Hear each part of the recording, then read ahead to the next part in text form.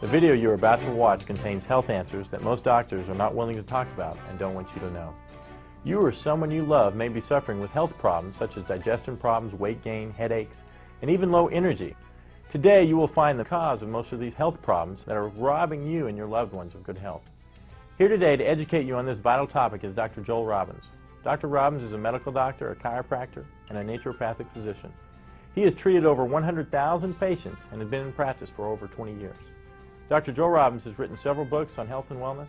He lectures around the country and has been a guest on many talk shows. In fact, the United States Air Force called him to Washington to help them improve the health of their pilots. Dr. Joel Robbins is a true living example of someone who walks his talk.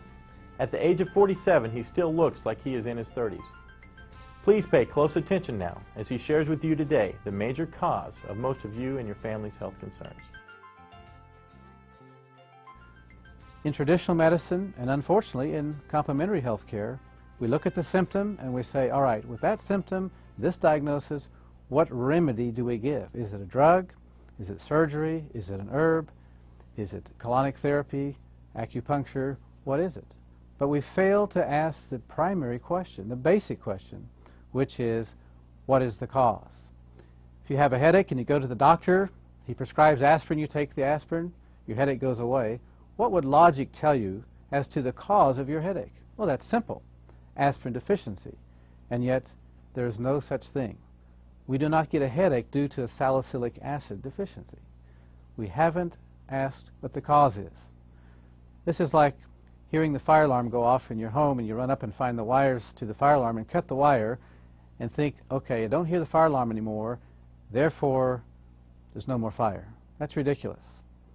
The problem with not looking at causes is that while we're getting relief, we continue to poison the body, we continue to weaken it, and ultimately we end up with some disease process. I believe the #1 cause of health problems is auto-intoxication.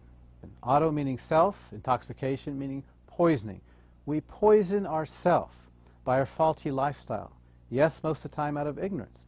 What is the most common cause of auto-intoxication? It's poor bowel function or poor colon health. Oh, come on, you say. That's ridiculous. Well, let me tell you something. There are medical studies that say otherwise. Here are some very interesting facts about our colon.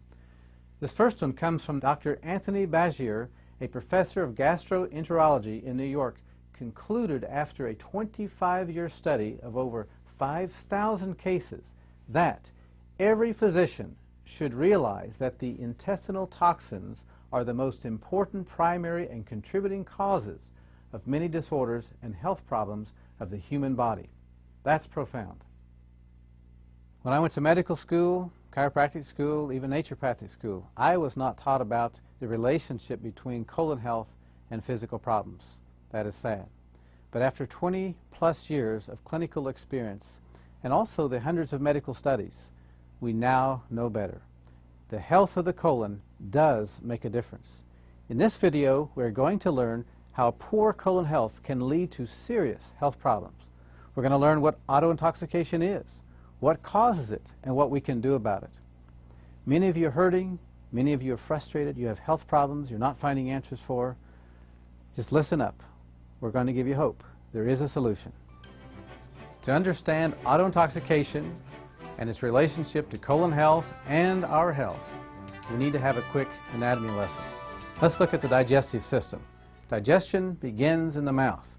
As we chew our food, saliva mixes with the food. Saliva contains some enzymes that begin the process of digesting that food. We swallow the food, it goes down into the stomach where digestion continues. From there, the food goes into the small intestine where digestion finishes up, and then food is absorbed through the villi in the small intestine.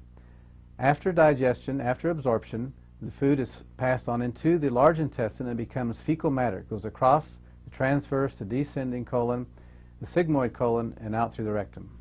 Here's a diagram of your small intestine. It is about 25 feet in length and approximately the width of your thumb. On the close-up here, we see what are called villi. These are finger-like projections through which nutrition is absorbed into the bloodstream to nourish the body. Now, eating toxic food, junk food, can cause a film to build up over these villi, which will hinder the absorption of nutrition into the body. And it really doesn't matter how many supplements you take, you're not going to get the benefit of your money. In this diagram, we're observing the normal movement of food through the small intestine, and then it becomes fecal matter in the large intestine, going out in a timely fashion, one meal in, one bowel movement out. In this diagram, we're observing a sluggish bowel in which several meals are backed up in the large intestine, which is the result of constipation and certainly produces toxic bowel syndrome. You're supposed to have 2 to 3 bowel movements a day if you're eating 2 to 3 meals a day. The bowel movements should be effortless, odorless, and well-formed, and leave you with a feeling of satisfaction and cleanliness when you're finished. Dr. Norman Walker, who by the way died at the age of 109, was one of the foremost pioneers in colon health. He stated that out of 100,000 autopsies that he had attended, there were less than 10% normal colons. Dr. William Hunter said, "The colon is the sewer system of the body, but with neglect and abuse it becomes a cesspool of toxins that spill over into the body." Let me tell you the true definition of regularity. If you eat a meal, you have a bowel movement. You eat 3 meals a day, you should have 3 bowel movements a day, just like a baby. You feed a baby, 20 minutes later, it has a bowel movement. So let me ask you a question. If you're eating 3 meals a day, but you're having just 1 bowel movement a day, or maybe 1 bowel movement every 10 days, as some patients tell me, sometimes once every 2 weeks, believe it or not. Question, what's happening to that food? What's it doing to our body? You're about to find out. Here's a diagram of the normal colon. Notice the ascending colon, transverse colon, descending colon, sigmoid, and rectum. Look at this example of how toxic a colon is. Look at the cross-section of the colon, only leaving a small passageway to eliminate. This waste builds up, causes poisons, which are then absorbed into the body. This is what happens to our colon when we ignore the body's urgings to have regular bowel movements. Let me ask you a question. What would happen if you were to put a hamburger in a Ziploc bag and left it in your kitchen counter? What would it smell like after a week? Or even worse, what would it smell like after several years? This is what's going to take place in our bodies if we are not eliminating properly. Here are some actual x-rays of people with colon problems.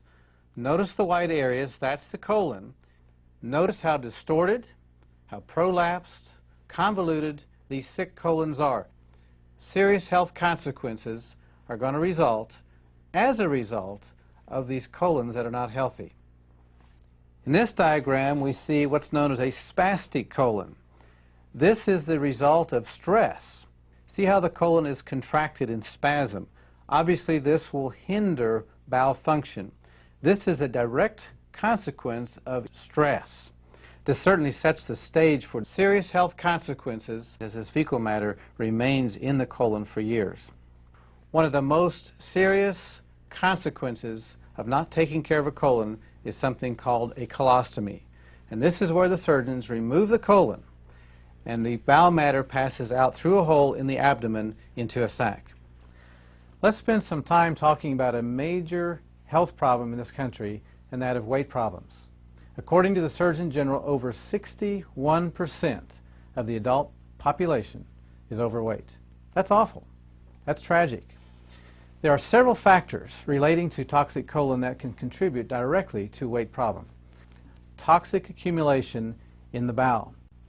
As I've said before, the colon can expand up to 5 times its normal size. This swells up because of the toxic waste that's not being eliminated in a timely fashion. This leads to that condition, megacolon.